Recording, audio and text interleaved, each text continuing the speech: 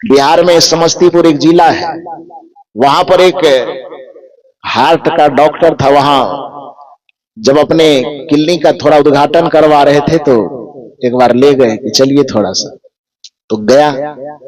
वो हार्ट वगैरह का इलाज करते थे। एक बहुत सुंदर बात उन्होंने लिख रखा था अपने गेट पर, जो उसके अंदर चैम्बर था ना डॉक्टर साहब का, तो डॉक्टर साहब के चैम्बर के जो दरवाजे थे चौखट के ऊपर में लिखा हुआ था, ध्यान से सुनिए। दिल को खोलने वाला डॉक्टर जो था,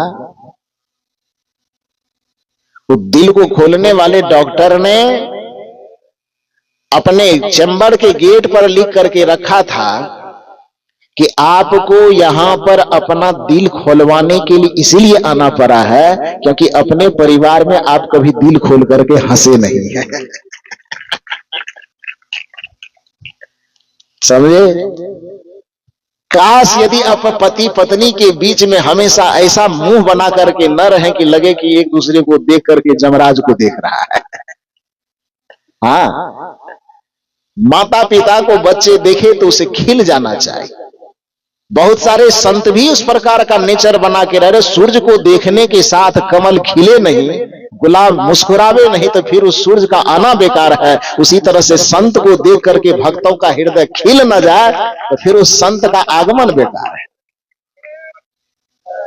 क्योंकि हम बचपन से पढ़ते आए कि फूलों से नित हंसना सीखो, भौरों से नित गाना, तरों की झुकी डालियों से सीखो शीश झुकाना, दूध तथा पानी से सीखो मिलना और मिलाना, सीख हवा के झोंकों से ले कोमल भाव बहाना। तो यदि फूलों से मुस्कुराना सीखना है तो फूल जैसा मानव जीवन आपको मिला है तो सदैव मुस्कुराते हैं। क्योंकि मानव जीवन की परिभाषा और चाहे जितनी ज्यादा दी जाती हो वो अलग में बात है, लेकिन मेरी दृष्टि में इस मनुष्य को यदि अपने दो संपदा की रक्षा जीवन भर करनी चाहिए तो दो संपदा है, एक उनका स्वास्थ्य और दूसरी संपदा उसको अपने चेहरे की मुस्कुराहट। इसको कभी नहीं गंवाना चाहिए। इस संपदा से बड़ी और कोई संपदा नहीं हो सकती कि आपके पास यदि चेहरे की मुस्कुराहट है, हृदय की प्रसन्नता है, तो समझिए कि इस धरती का सबसे बड़ा धनवान व्यक्ति है आप। और यदि आपके पास स्वास्थ्य की पूंजी है तो आप एकदम बेताज बादशाह है। आपके बराबर बादशाह कोई नहीं है इस संसार। स्वर्ग की भी कल्पना की गई हमारे समाज में, हमारे परंपरा में 7 स्वर्ग की कल्पना की गई। तो उसमें पहला स्वर्ग जो बताया गया, क्या बताया गया? स्वस्थ शरीर। प्रथम स्वर्ग निरोगी काया, दूसर स्वर्ग घर में कछु माया, तीसर स्वर्ग पतिव्रता नारी, चौथा स्वर्ग पुत्र आज्ञाकारी। स्वस्थ शरीर मिल जाए समझिए कि आप स्वर्ग में बैठे हुए हैं। स्वस्थ शरीर के साथ साथ आपका हृदय भार से मुक्त है, मन दिल और दिमाग टेंशन से परेशानी से मुक्त है, और आपके चेहरे पर एकदम मधुर मधुर मुस्कान छाई हुई है। समझ लीजिए कि आपके पास धन और दौलत की जागीर हो कि न हो, फिर भी दुनिया के बादशाह आप हैं। तो इसलिए कभी कभी मौका लगे संबंधों में, रिश्तों में, घर में, परिवार में, आपस में बैठ करके कभी कभी ऐसा अवसर निकालिए जिसमें हंसी हो, मजाक हो, थोड़ा खेल सके, थोड़ा हंस सके, और उम्र चाहे आपकी जो कुछ भी हो लेकिन अपने बचपना को जिंदा रख सके, ऐसा अवसर पैदा करना चाहिए। चेहरा एकदम, दिल एकदम, हृदय एकदम खिला हुआ होना चाहिए। ऐसा मुंह लटका के नहीं रखना चाहिए कि लगे कि सीधे जमराज से भेंट हो रहा है। और खास करके सत्संग में कई जगह पर ये शिकायत करते, साहब आप सत्संग में लोगों को इस तरह से मुस्कुराते क्यों हैं, क्यों मुस्कुराते हैं, क्यों हंसाते हैं? तो मैं कहा करता हूं कि उसको मैं सत्संग में बैठा के रखा हूं, कोई स्मशान घाट में मुर्दा जलाने थोड़े आया। आया है क्या? आप यहाँ सत्संग में आए हो, घर में तो आदमी बोझिल होके रहता ही है, उसका तन मन एकदम कसा हुआ रहता है घर में। उधर सास है, उधर ननद है, उधर भाभी, ये लोग तो और कसा कसी रहती है कि नहीं। अब फुर्सत निकाल करके कोई 30 किलोमीटर, कोई 25 किलोमीटर से यहाँ आए हैं, तो यहाँ से और कुछ ले जाए कि नहीं ले जाए, कम से कम मुस्कुराहट न ले जाए तो और क्या ले जा सकता है। तो इसलिए घर में परिवार में कभी कभी ऐसा मौका जरूर निकालिए कि पति पत्नी में आपस में कुछ ऐसी बात हो जिससे दिन भर का दिल दिमाग जो दबा हुआ है वो दबाव कम हो और एकदम हृदय खिलखिला उठे। भाई भाई के बीच में, माता पिता के बीच में, सगे संबंधी, कभी कभी ऐसा मौका निकालो कि आपस में बैठो आप, और आपस में बैठ करके आप कौन माला जपते हैं, कौन भजन करते हैं, वो बाद में तय होगा। यदि आप आपस में बैठ करके कुछ ऐसी बात करके, कुछ ऐसी हल्की बात करके अपने मन को हल्का कर रहे हैं और मुस्कुरा रहे हैं, तो समझिए वह भी भक्ति के दायरे में आ रहा है, वह भी भजन। कभी खाने के बहाने, कभी किसी बहाने आपस में बैठिए, ये संस्कार चाहिए। तो कहने का ये मतलब है कि अपना उस तरह का व्यवहार बना करके रखे जिसके कारण युवा पीढ़ी के लोग, बच्चे लोग हम लोगों से थोड़ा ज्यादा करीब आए। अब पढ़े लिखे विभाग से जुड़े हुए होने के कारण, साहित्य से जुड़े, पढ़ाई लिखाई से जुड़े हैं, तो खास करके जो विद्यार्थी वर्ग के लोग हैं वो हम लोगों के करीब थोड़ा ज्यादा आते हैं और आपस में बढ़िया से खुल करके बातचीत करते हैं। जो भी उसकी समस्या, जो भी बात होती है खुल करके रखते हैं, रखना भी चाहिए। तो एक छोटा सा बच्चा था जिसकी उम्र लगभग 3-4 वर्ष रही हो, तो मैं निवेदन कर रहा था कि बिहार राज्य का जो पड़ोसी राज्य है झारखंड, वहां कार्यक्रम में जाते थे, एक सज्जन के यहां ठहराया जाता था, उसके यहां लगभग 4 साल का एक बच्चा था। तो प्रथम साल से ही उससे थोड़ी सी घनिष्ठता हो गई उस बच्चे से, तो उस मिठाई वगैरह भी देते थे, कुछ पढ़ाई लिखाई की बात करते थे। तो जब 2-3 बार गया और घनिष्ठता बढ़ गई, तो जिस रोज हम जाते थे 2 दिन रहे कि 3 दिन रहे, वो विद्यालय छोड़ देता, नहीं जाता। उसके माता पिता भी उसको छुट्टी दिलवा देते थे, क्योंकि उसे लगता था कि अब गुरुजी के पास है तो स्कूल वाली पढ़ाई यही हो जाएगी, शायद उससे भी ज्यादा पढ़ाई हो जाए, तो माता पिता उसको छुट्टी भी दिलवा देते थे। तो 2 साल 3 साल तक तो बढ़िया रहा, लेकिन शायद हमें लगता है कि घर का माहौल कुछ ऐसा रहा हो, जैसा साहब अभी कह रहे थे, पति पत्नी में खटपट वाला घरेलू माहौल थोड़ा कुछ ऐसा रहा होगा जो बात बात में शायद गाली का प्रयोग किया जाता होगा। वो पता मुझे कब चला, जब चौथा 3 साल तक तो पता नहीं चल पाया। चौथा साल जब गया तो जिस रोज गया, संजोग से वह बच्चा स्कूल चला गया था और गया, मुझे दूसरे मंजिल पर ठहराया गया, वहां पर थे बच्चे, विद्यालय चले गए थे। जब वह बच्चा विद्यालय से लौट करके आया तो भूख लग गई होगी उस बच्चे को, विद्यालय से लौटेगा तो भूख लगना तो स्वाभाविक है। तो अपने माँ से कहती है कि मम्मी भूख लगी है, कुछ खाना दो। तो मम्मी किचन चेक की तो सब्जी तो ठीक ठाक था, सब्जी की मात्रा घट गई थी, सब्जी नहीं थी। तो माँ यह सोची कि अब तो बड़ा दिक्कत हो गई, तो उसने बच्चे से कहा, देखो देखो तुम्हारा गुरुजी आए हैं, कुछ फूल लो और जाके गुरुदेव का दर्शन करके आओ, तब तक मैं खाना लगाता। शायद उसके मन में आया कि गुरुजी से भेंट करने जाएंगे, तब तक में आलू वगैरह का कुछ भुजिया वगैरह थोड़ा बना देंगे झटपट। तो माँ ये जिद की कि बेटे जाओ, वहां पर गुरुजी आए हैं, थोड़ा दर्शन कर लो। और बच्चा कहे गुरुजी से दर्शन बाद में करेंगे, खाना दो पहले, भूख लगी है। माँ कहे कि ठीक है गुरुजी से दर्शन करो, उसकी भी मजबूरी थी कि वो तब तक में जाता तो कुछ बनाती। तो माँ कहे कि जाओ गुरुजी से दर्शन करने, बच्चा कहे अरे भूख लगी है, पहले दे दो तब गुरुजी से दर्शन करें। तो इस तरह से दोनों में बातचीत होते होते अंततः माँ 3 बार 4 बार जिद की। तो उसको हमसे प्रेम तो था, जाने में तो कोई अड़चन नहीं थी, अड़चन थी कि भूख भी लगी है। तो भूखे भजन न होई गोपाला, ले लो अपना कंठी माला। भूख लगी तो गुरुजी तो बाद में आएगा। तो 2 बार 4 बार जब माँ जिद की तो अच्छा ठीक है लाओ फूल, गुरुजी से दर्शन कराते। वो हाथ में फूल लिया, वो अब दर्शन करने के लिए बस धड़धड़ा के ऊपर चढ़ गया सीढ़ी पर के पास। संजोग ऐसा लगा हो कि जिस समय वो कमरे के दरवाजे पर पहुंचा तो अभी मेरी नींद टूटी थी, हम बाथरूम में जाके कुल्ला उल्ला कर रहे थे। जहां अंदर में थे तो हमें पता क्या कि बाहर में कौन खड़ा है, तो जहां पर 2 मिनट लगना चाहिए तो थोड़ा और धीरे धीरे कर रहे हैं। धीरे धीरे करते करते 2 मिनट के बदले 5 मिनट लग गया होगा, और तब तक मैं फूल लेकर के दरवाजे पे खड़ा है। पता होता कि बाहर में कोई खड़ा है तब तो हम तुरंत आ जाते, लेकिन ये पता था नहीं कि दरवाजे पे कोई खड़ा है। तो बढ़िया से हम कुल्ला उल्ला कर रहे हैं।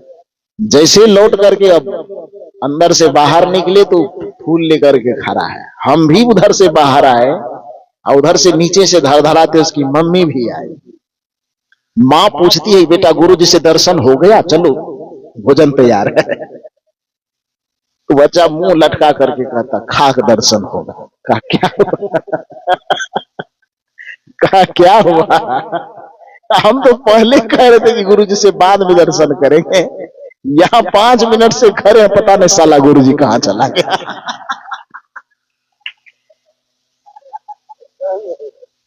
हाँ।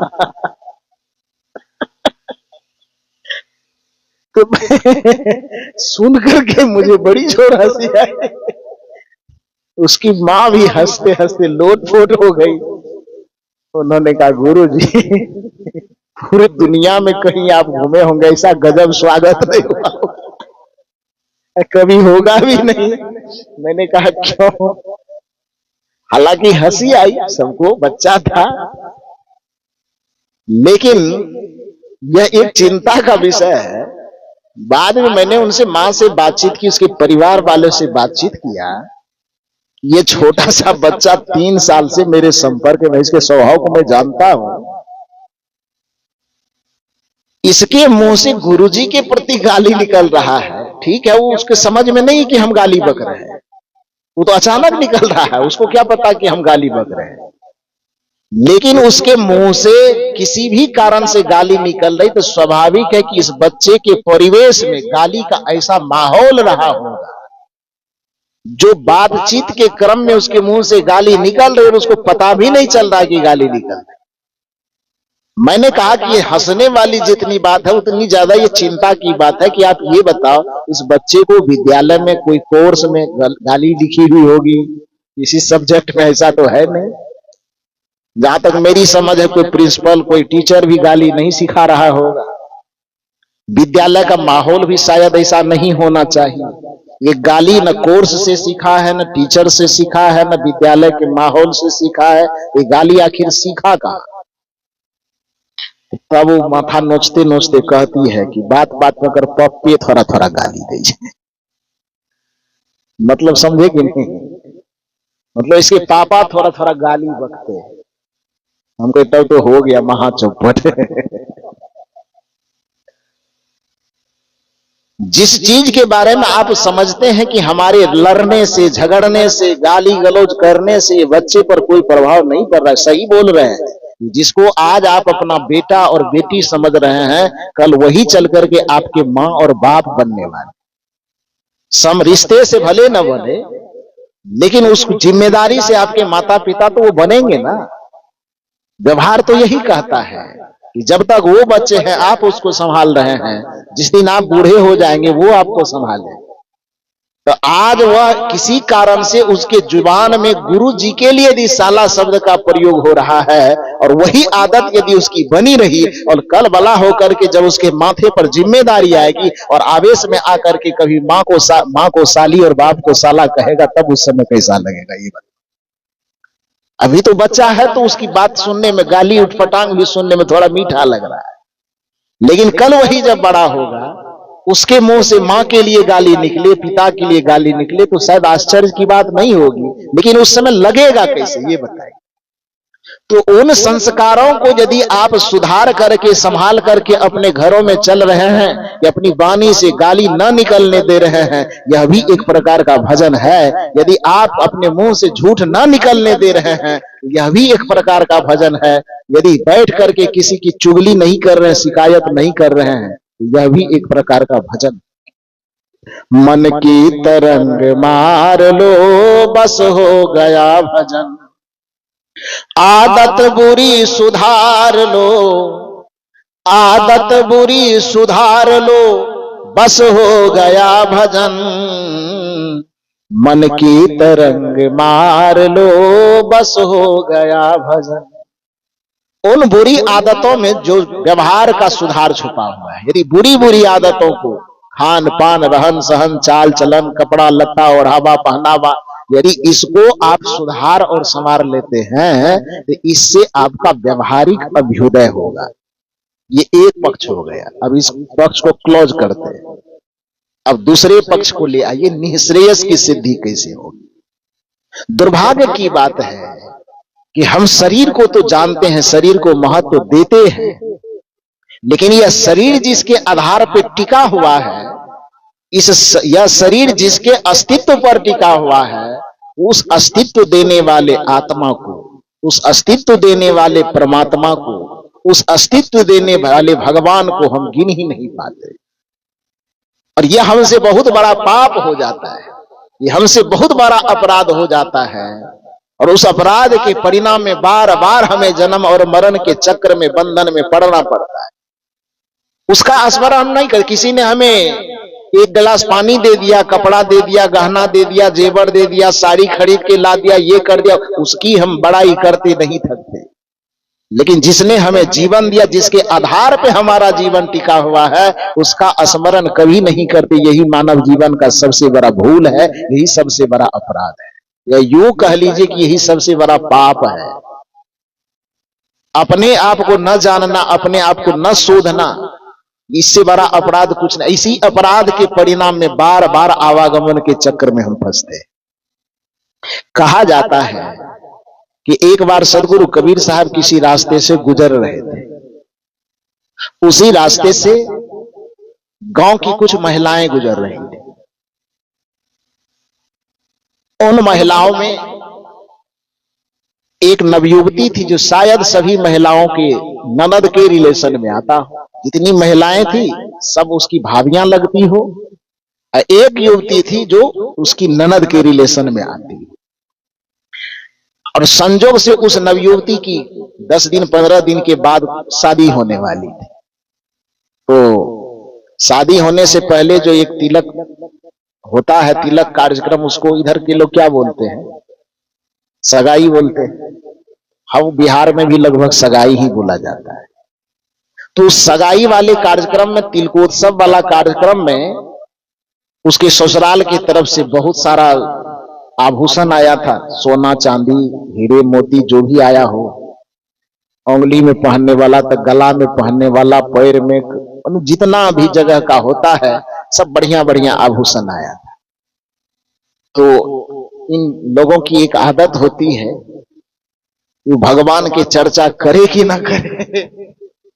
यदि कोई नया कपड़ा खरीद करके ले आया है तो नया कपड़ा के फैक्ट्री कहां खुली है उसका भी लोग खोजबीन कर लेता है। करता है कि नहीं?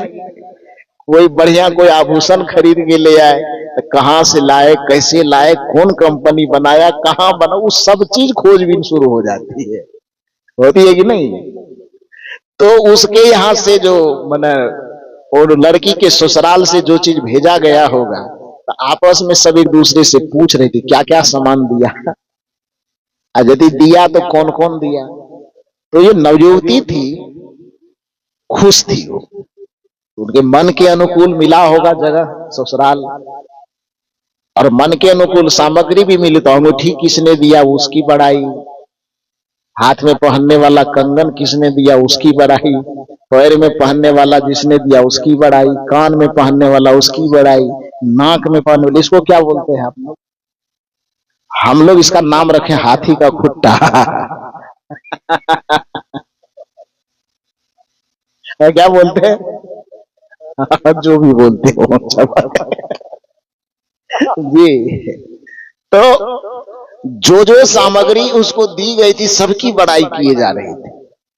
संजोग की बात, कबीर साहब जो बगल से जा रहे थे, तो आप तो जानते हैं कि कबीर साहब इस कैसे आत्मज्ञानी ब्रह्मज्ञानी महापुरुष थे कि उसको जीवन का कोई समस्या सुलझाने के लिए, कोई सूत्र देने के लिए वेद उपनिषद शास्त्र के पन्ने कम पलटने पड़ते।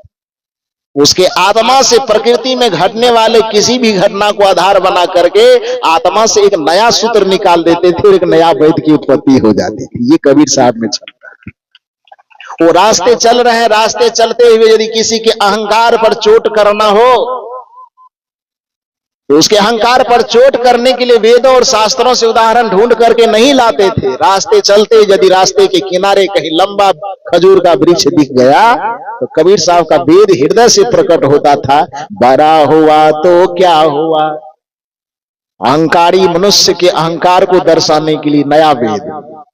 बड़ा हुआ तो क्या हुआ, जैसे पेड़ खजूर, पंथी को छाया नहीं, फल लागे अति दूर।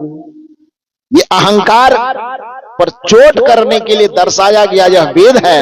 और कबीर साहब 5000, 4000, 2000 वर्ष पुराने वेद का मुंह नहीं देखते, वो खजूर के वृक्ष से ही नए वेद को निकाल देते हैं। यह क्षमता सदगुरु कबीर साहब है।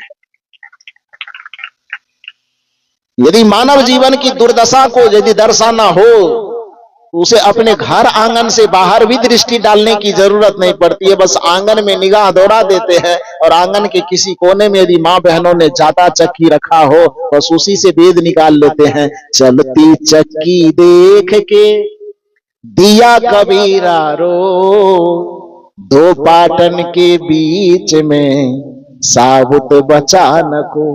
ये किसी का उधार लिया हुआ वेद है कि अपना पैदा किया हुआ वेद है। यदि किसी को अहंकार का बोध देना हो और अहंकार से मुक्त करना हो कहीं कोई वेद शास्त्र उपनिषद के मुंह देखने की आवश्यकता नहीं पड़ती है। रास्ते चलते किसी कुम्हार को घड़ा बनाते देखता है, वहीं से वो वेद पैदा हो जाता है।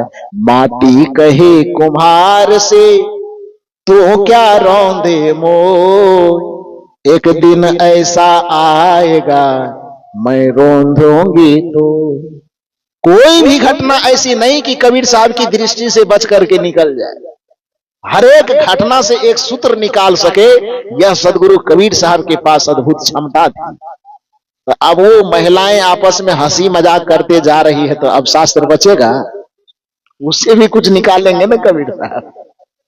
तो आपस में वो ननद भाभी सब हंसते मुस्कुराते जा रही थी।